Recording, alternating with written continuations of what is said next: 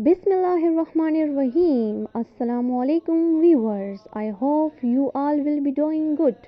Today we will cook dasi kabab. For that we need crushed tomato, green chili and ginger.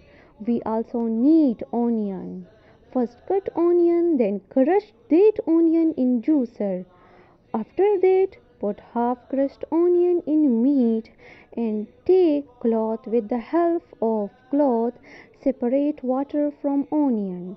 Try to separate less water from onion. If you separate all water from onion, then taste will not be delicious. Now in spices, we need tikka masala, dhania and red chili powder. After that, put some wheat pine flour in it.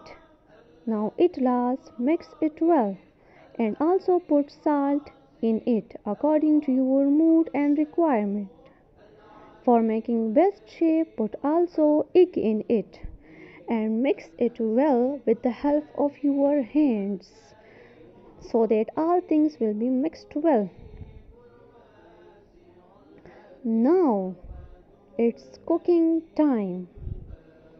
For cooking, you need canola oil. Take canola oil, heat it for 5 minutes, then put kabab in it for cooking. Wow, mashallah, the smell is very impressive and taste is delicious.